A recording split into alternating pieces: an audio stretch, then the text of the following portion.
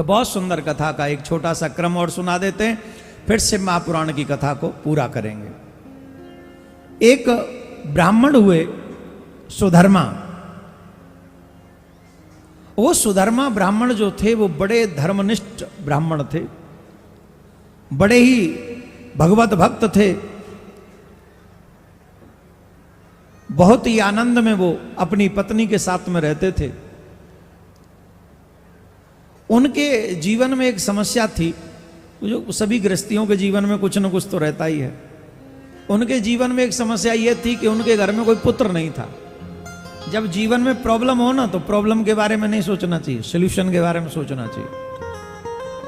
और सोल्यूशन सोचो और तो भी ना हो, फिर परमात्मा पे छोड़ देना चाहिए कि अब तेरी मर्जी, तू जाने, तेरा काम जाने। क्यों? कि फिर परमात्मा से बेस्ट तरीका इलाज करने वाला कोई है ही नहीं। लेकिन पूर्णतः सरेंडर कर दो, तुम्हारी किसी भी समस्या का समाधान तुम्हारे करने से न होता हो, तब भगवान के हवाले कर देना चाहिए, तू जाने, तेरा काम जाने। और सच बताऊं, जब उसकी अपनी समस्या उसके हाथ में सौंप देते हो, इलाज भी इतना परफेक्ट करता है, इतना परफेक्ट करता है, तुम जितना अच्छा सोच नहीं सकते, जितना इलाज वो अच्छा कर सकता है।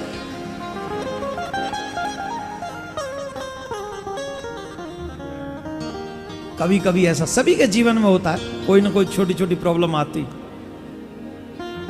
तो सुधर्मा जी के यहां पर एक बात थी कि उनके घर में कोई पुत्र नहीं था, कोई पुत्र नहीं था उनके घर।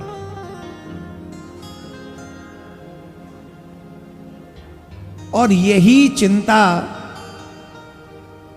उनकी पत्नी सुदेहा को होती थी। बहुत समय निकल गया था, पुत्र हो नहीं रहे थे।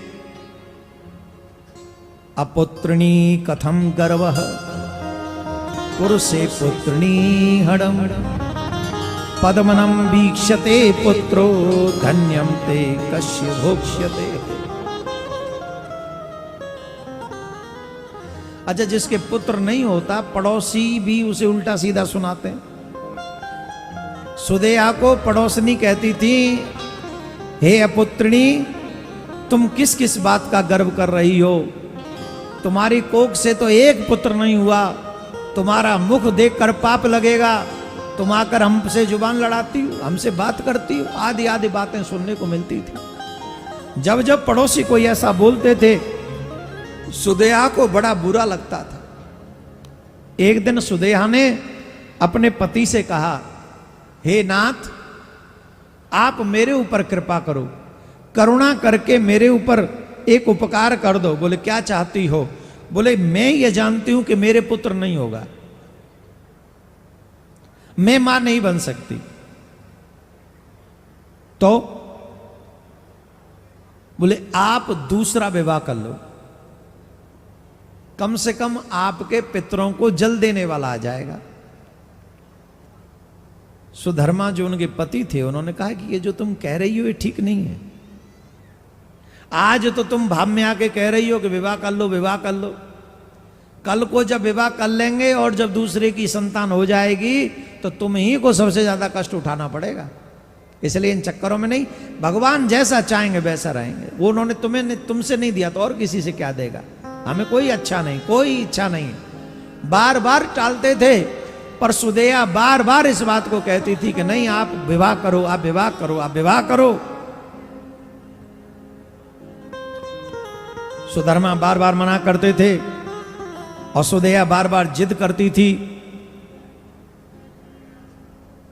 तो उसने एक बार जिद करके कहा कि आप मेरी छोटी बहन से ही विवाह कर लो, घूसमा से।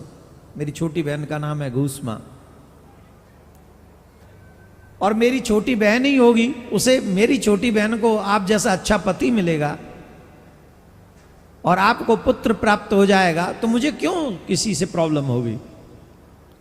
बहुत मना करने पर, पति के बहुत मना करने पर, वो जब उनकी पत्नी नहीं मानी, तो सुदेहा की जिद करने पर सुधर्मा ने घूसमा के साथ विवाह कर लिया पुत्र प्राप्ति के लिए। अब उन्होंने विवाह कर लिया, विवाह हो गया। अब जब विवाह हो गया, वो घूसमा जो थी वो इतनी महादेव की भक्त, इतनी महादेव की भक्त, इतनी महादेव। अच्छा, यशोधर्मा भी बहुत धर्मात्मा थे।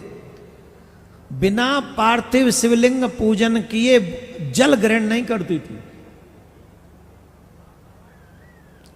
हर दिन पार्थिव शिवलिंग निर्माण करती, पूजन करती, विसर्जन करती, उसके बाद जल ग्रहण करती।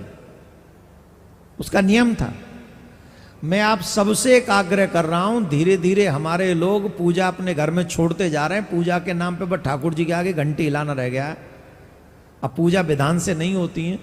जो कर सकते हैं, जो माताएं बहन भाई बंधु अपने घर में पूजा करते, आप सच मानिए 80% आपके घर की मुसीबत समाप्त हो जाती है। 80%। ये घंटी की ध्वनि साधारण नहीं है, ये शंख की ध्वनि साधारण नहीं है, ये आरती का घूमना साधारण नहीं है। तुलसी का पूजन, तुलसी को दीप देना आसान नहीं है, सरल नहीं है।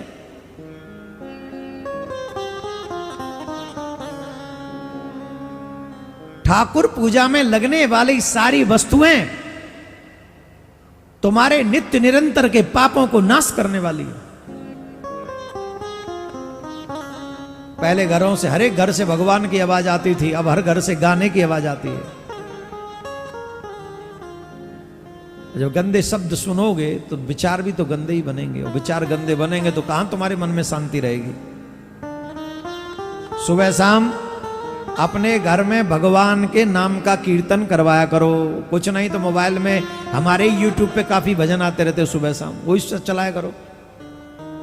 अरे भाई, तुम नहीं बोल सकते तो सुन तो सकते हो। सुबह हर दिन भजन आते हैं यूट्यूब पे, हमारे चैनल पे। शाम को भागवत कथा आती है, किस लिए? जिससे आप भागवत सुन के सो। देखो, अगर सात्विक जीवन जीना है तो सुबह शाम और दोपहर ये 3 बार भगवान को याद करो, आरती करो, पूजा करो, दीप दान करो, घंटी बजाओ। वो होते हैं ना, क्या वो घंटा जो बजाते हैं, घड़ियाल वगैरह सब बजाओ। इनकी ध्वनों से पॉजिटिव एनर्जी तुम्हारे घर में क्रिएट होती है। करना चाहिए। तो घूसमा जो थी वो बड़ी धर्मात्मा थी। महादेव ने जल्दी सुन ली उसकी। कुछ ही दिन में उसे यह संदेश मिल गया कि वो मां बनने वाली है। अरे थोड़ा सा मन भटकने लगा अब। किसका? सुदेहा का। वो अब ये बात होगी, मैं इतने दिन से मां नहीं बनी, ये चीज बहुत जल्दी। पर फिर भी इग्नोर कर दिया वो, चल छोड़ो। अब वो दिन भी आ गया कि पहली संतान पुत्र ही हुई। पुत्र हुई तो मन में पुत्र हो गया तो थोड़ा अपनी ही बहन से, किसी और से नहीं, अपनी ही बहन से द्वेष होने लगा, जलन होने लगी। बालक ज्यों ज्यों बड़ा होने लगा त्यों त्यों उसकी ईर्ष्या बढ़ने लगी। मन ही मन वो अपनी बहन से जलने लगी। दिखावा तो करती थी प्रेम का, पर मन ही मन जलने लगी। और उस बहन से ही नहीं जल रही थी, वो मन ही मन उस बच्चे से भी जलने लगी। विवाह भी हो गया उस बच्चे का। अब तो उसकी ईर्ष्या चरम सीमा पे पहुंच गई। एक दिन वो अपनी पत्नी के कक्ष में सोया हुआ था। सुदेहा की जलन, ईर्ष्या सीमा पार कर चुकी थी। उसने सोते हुए उस बेटे को मार दिया। सोते हुए बेटे को मार दिया और छोटे छोटे टुकड़े किए उसके, छोटे छोटे टुकड़े। और जिस तालाब में घूसमा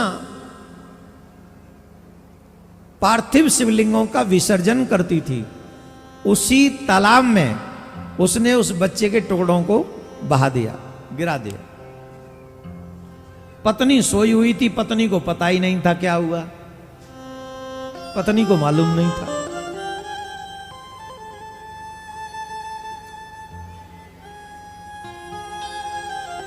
घूसमा सुबह उठकर पति पत्नी दोनों स्नान करके पार्थिव शिवलिंग का पूजन कर रहे थे।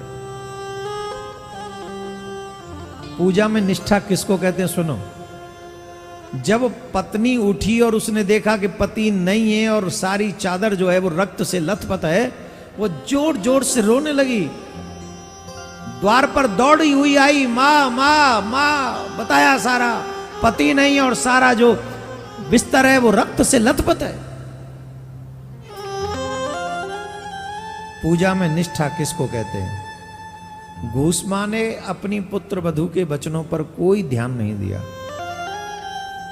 कोई ध्यान नहीं दिया। वो जस की तस पार्थिव शिवलिंग का निर्माण करती रही। सुनने के बाद भी, जबकि पिता से ज्यादा 100 गुना ज्यादा बेटे में मोह होता है मां का, वैसे 10 गुना बताया गया है। अब वो आप डिसाइड कर लो कि आपके पति से आपका प्रेम पुत्र में 10 गुना ज्यादा है कि 100 गुना। कई मम्मी तो ये कह देंगे 1000 गुना है, इनका पापा तो देख के नहीं सुहाता इनको, गुस्सा ही है तो डांटता ही चला आता है, वो प्यार व्यार है कहीं, फालतू की बात है। ये तो होते नहीं तो उसे चिंता भी नहीं होती, तो भगवान की दया है कि हो गए इनके यहाँ। और सच यही है कि पिता से ज्यादा प्रेम मां करती, इसमें कोई संशय नहीं। बेटे से, किससे? बेटे से। और बेटी से? बेटी से नहीं करते पापा? कई मुंडी हिल रही, नहीं करते। हाँ तो कोई खड़ूस पापा मिल गया होगा तुम्हें, वरना पापा कितने भी बुरे से अपनी बेटी से बहुत प्यार करते हैं। हमने तो ऐसे पापा को देखा है, मतलब कई पापा ऐसे हैं, बेटे को रोज झापड़ लगाते हैं और बेटी के लिए रोज गिफ्ट लाते हैं। हाँ, बहुत अच्छे।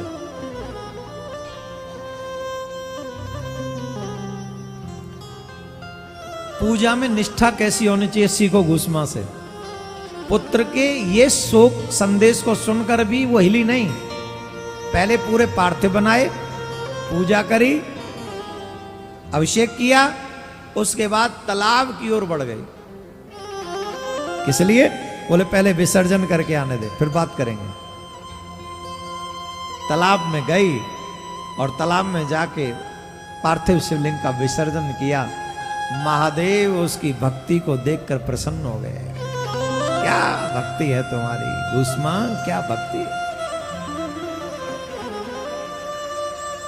पुत्र का कोई शोक नहीं तुम्हें, कोई शोक नहीं, कोई दुख नहीं। हमारी पूजा में इतनी मगन हो। शंकर भगवान प्रकट हो गए।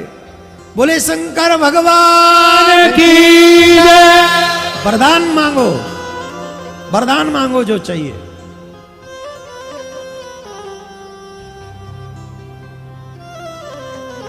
बोले आपकी भक्ति चाहिए और कुछ नहीं, यही वरदान मांगो। अरे तुम्हारा पुत्र जवान पुत्र जानते हो, तुम्हारी बहन ने तुम्हारे जवान पुत्र को समाप्त कर दिया, काट दिया। मैं तुम्हारी बहन को छोड़ूंगा नहीं, मैं तुम्हारी बहन को समाप्त कर दूंगा, उसे दंड दूंगा, प्राण दंड दूंगा। और चिंता मत करना, तुम्हारे पुत्र को कुछ नहीं हो सकता। देखो वो आ रहा तुम्हारा बेटा, इतने में उनका बेटा तालाब से खेलता हुआ बाहर निकल आया तालाब से।